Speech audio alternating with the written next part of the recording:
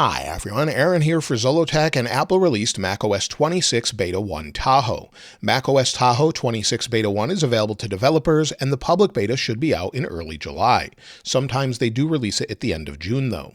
Now the supported devices this time around has changed just a little bit, and you can see that here on Apple's website, where it supports the MacBook Air with Apple Silicon 2020 and later, MacBook Pro with Apple Silicon 2020 and later, MacBook Pro 16-inch 2019, MacBook Pro 13-inch 2024 Thunderbolt 3 ports, iMac 2020 and later, Mac Mini 2020 and later, Mac Studio, and Mac Pro 2019 and later. So all of those are supported, so you'll be able to get this update. Now this came in at a fairly large 7.05 gigabytes, not as big as what we had on iOS where it was more than double this size. Now this update was released with many other updates such as iOS 26 Beta 1, iPadOS 26 Beta 1, watchOS 26 Beta 1, tvOS 26 Beta 1, and visionOS 26 Beta 1.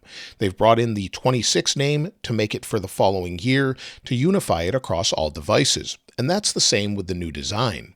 But first, let's go ahead and take a look at the build number and then talk about what's new. So we'll go to the Apple, then about this Mac, and then down here where it says Tahoe, you can see the build number is 25A5279M. This is a very early build, and I would caution you against putting this on a production device. The same is true with iOS 26. I would keep it off your main device as there's quite a few bugs early on. Wait for the public beta. Now, as far as new features, well, the first thing is the design. It's got the same liquid glass design as all of the other operating systems. You can see new icons, such as the preview icon. We have an updated iPhone mirroring icon, settings icon, quite a few changes throughout. The photos icon gets an update as well as mail. And then, of course, we have apps here. Launchpad has been removed. We'll talk about that in a moment. And they've updated widgets as well with glass. So you can see that here. And they've removed the top menu bar, so it's completely transparent now. And also updated it so the control center has liquid glass, just like on iOS. So you can see the overall design is completely different. And if we go into our system settings here, within system settings, we can change the appearance to completely clear if we want, just like we can on iOS. If you want it in dark mode, you can see it there. Light mode, dark mode widgets. We can go back to dark, default, or we can even use tinted as well now. So all of these are available depending on how you'd like it to look for you. So we'll go ahead and leave it on dark mode. I think it's easier to see, or default. I think this is easier to see as far as contrast goes. So we'll leave it on that, and then we'll come back to this in a moment. Now with the menu bar and the control center, we have some new options. We can edit the controls, and we have many more this time around. You'll see here it actually says control center is more flexible than ever. Resize and rearrange items to customize and access what matters most to you. Your favorite controls can also be added to the menu bar. So you can see all the controls here. So maybe we want the battery here. We'll add it to the control center as well, and now we can see it down here. So if we want to move it around, we can move it. We could add an alarm if we'd like.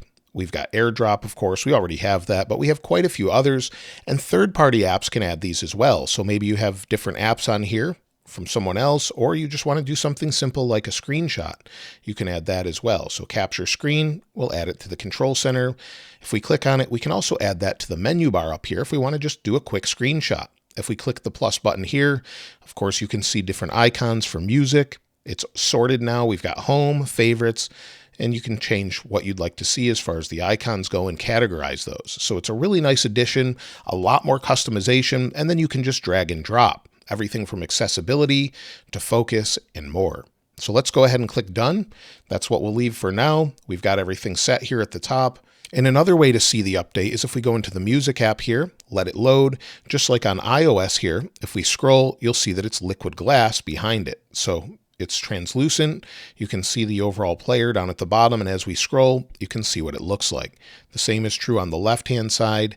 So it's just a little bit different looking. They've changed the radius on different windows, and it looks a little bit more fresh, but you'll see there's a bug right there where this changed from clear back to the old widget. So aside from the look, of course, we have a new wallpaper for Tahoe. So if we go into our wallpaper here, we'll go down into settings, go to wallpaper, and we have macOS Beta. So instead of saying Tahoe, it just says Beta, and it says show on all spaces.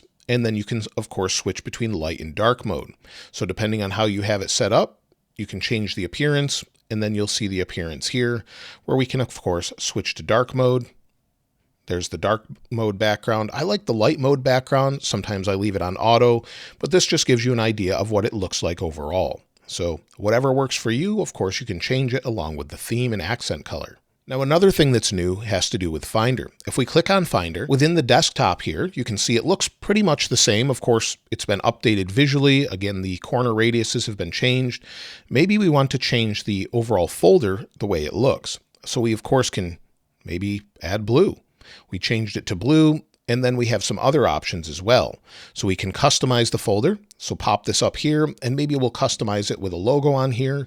We can continue to scroll down. We could customize it with an emoji or whatever we'd like. So if you want to customize it, you can do that, or you can just put it back to normal, have it system default. But if you want to manage projects based on maybe an icon here or whatever works, you can now do that. So if you'd like to do that and customize it, it's now available. So we'll go ahead and close out of that. And another thing that's nice is if I go into one of my folders here, so I'll go into my documents folder, you'll see here's a lot of different thumbnails, and you'll see, of course, it's translucent on the top, and the images just look a little bit cleaner. They're clearer and, again, rounded, so it gives you more information. I think it just looks better overall. Now, with macOS Tahoe, Apple has replaced the Launchpad with Apps. Apps is now a replacement for that and takes place in Spotlight. So Spotlight Search now shows you all your applications, and they're categorized by suggestions, utilities, creativity, entertainment, productivity and finance, information and reading, social, and other. You'll see in the upper right, if I click the menu, we can then sort them by a list if we'd like, or go into name. And I've opened applications like this for years. Hit Command Space to bring up Spotlight, type in part of the application name, hit return, and it opens. So this is just a nice addition for me. And while it replaces Launchpad that some people really liked, I'm not sure how many actually used it. Now, Apple has said that this is the biggest Spotlight update ever. For example, it allows you to create hundreds of actions just with things such as quick keys, or maybe you want to run a shortcut, you can do that. So for example, if I type SM for a quick key, you'll see that I have that option here. And if I go back, we have the option to sort by reminders, photos, messages, mail, Xcode calendar, system settings, notes, and more. Or if I put in maybe AR, you'll see here archive utility, make an archive. It gives you anything based off of what you're typing. So it searches a lot more things, and it's context aware. So if you're in an application, it will help you search those things for maybe pages, for example. Not only that, but it adds something that we've wanted for years. So if I get rid of this and then move my cursor over Spotlight Search, not only do we have applications, but we have files, actions, and now Clipboard. So if I click on Clipboard, you'll see we can enable this. And then we have Clipboard History. So maybe I copy and paste something. You'll see if I type Apple, let me highlight it, copy it, and then you'll see it's copied. So again, if I just go back into Spotlight, go back over here, move my cursor, we'll get rid of that, move my cursor, go back into the clipboard, you can see that I copied that text. We now have that option if you want to use it, and then you can clear the history as well. So that's a really nice addition. And of course, you can see all the fluid animations. So super helpful. Again, you can run shortcuts directly from here, and it's contextually aware. So I think this is a great addition, something I'll be using, but let me know what you think of it in the comments. Now, if we go into shortcuts, let's open the application. We now have a new option here. If we go into Gallery, give it a second to load, we can create things based on Apple Intelligence, a morning summary, or a haiku, or summarize a PDF, or have ASCII art. You'll see all of the same things we have on iOS. Now, I'm not going to cover every little change, as many of this correlates to what's on iOS and iPadOS, and I have a 45-minute video on iOS. So all of those changes are here for the most part, but also Live Activities is now on macOS. Safari also gets an update. So if we go into Safari, you'll see we have a little mention about extensions. And then if we go into Apple, as we scroll, you'll see it's more translucent. The overall look of it is a little bit different. We have more rounded corners, and it's just got a little bit of an update. So some changes there, just looks a little bit better, and they've made it basically cohesive across everything. Another thing that's great that they've added has to do with password autofills from messages. So maybe you're using two-factor authentication, you're logging in, but you want to use Chrome instead. Those passwords can now autofill in Chrome and not just Safari. They've also brought the phone app. So if we go into phone, you'll see we now have it on Mac. So in the phone app, we have the phone with our history, we've got our dial pad here, and we have all of the new features that come across to iOS as well, such as managing unwanted calls and hold assist. So you can do that directly from here, but also keep in mind that this is going to relay off your iPhone. So using Wi-Fi calling are what's available. Of course, you can record those calls and have them go into Notes. And within Notes, we have that new design, and we now have the option to export something using Markdown. If we go to File, Export As, we have the option for Markdown now if you want to use that. Another new app we get on Mac is Journal. Journal comes to Mac finally, and it's available just to use like it is on iPhone, iPad now, and also Mac. So you'll see it's going to sync, but you've got things such as Places, which is new, and then you can create multiple journals at once if you'd like to, maybe one for home, so home journal, maybe one for while you're away. You now have that option as well. Another new app that they included on iOS and iPadOS is Games. So there's a new Games app that sort of brings everything into one place, including arcade. You can play against someone else and then see what's in your library. So if you want to see that here, you have the option now. And if we load a game, they've updated this as well. So if we load Apple's newest game, Sneaky Sasquatch, since they bought the studio, we'll go ahead and close that. Give it just a second here. And now that we're in the game, you'll see this is Sneaky Sasquatch that Apple owns. In the upper right, we now have a game overview.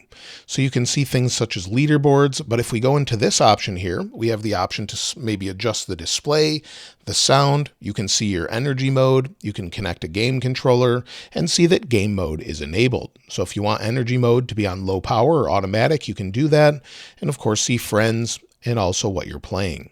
So that's something that's been updated that I think is a nice little addition as they're getting more and more into the gaming category. When it comes to accessibility this year, Apple has added Magnifier to Mac. If we go to Magnifier, go into it, you'll see it's using the camera on the Mac itself, but if you had continuity camera or an external camera, you could use that.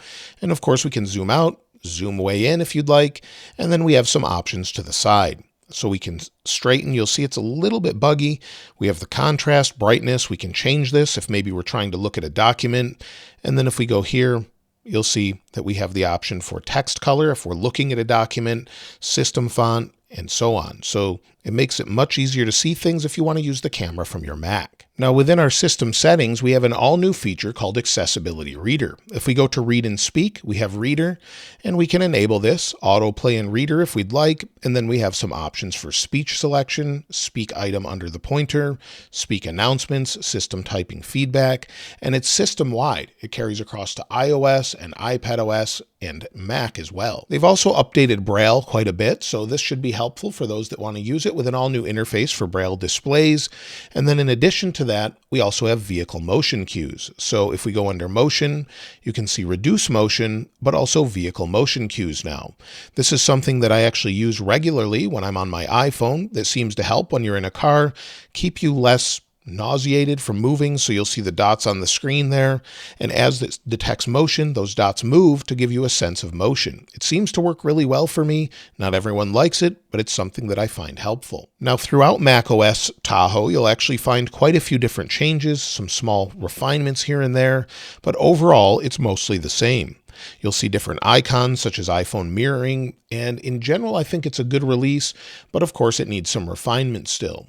Performance-wise, you've seen it throughout. While we're recording the screen at the same time, it is a little bit sluggish, and this is on the latest M4 Mac. If you were wondering if you should install macOS 26 Beta 1 Tahoe, I would recommend against it, especially on a production Mac or something you use for work.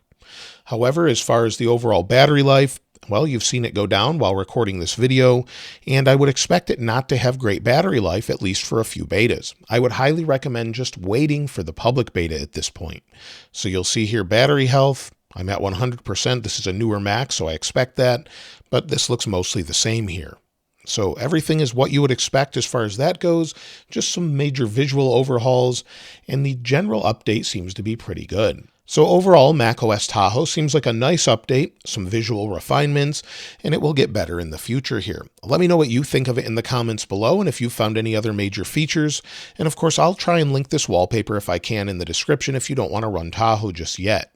If you haven't subscribed already though, please subscribe, and if you enjoyed the video, please give it a like. As always, thanks for watching. This is Aaron. I'll see you next time.